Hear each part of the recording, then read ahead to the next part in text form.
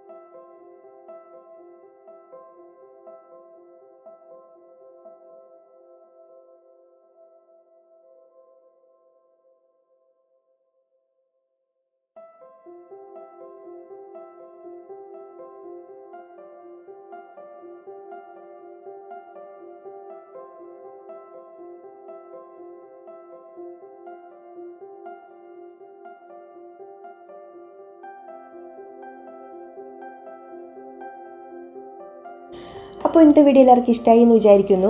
അപ്പോൾ നമ്മൾ കുറച്ച് പേഷ്യൻസ് ഡെഡിക്കേഷനോട് കൂടി ട്രൈ ചെയ്ത് നോക്കുകയാണെങ്കിൽ ഇതുപോലുള്ള സൂപ്പർ ചിത്രങ്ങൾ നമുക്ക് ചെയ്തെടുക്കാൻ പറ്റും. ഫസ്റ്റ് ട്രയലിൽ തന്നെ ഇത് ശരിയാവുമെന്ന് ഞാൻ പറയുന്നില്ല.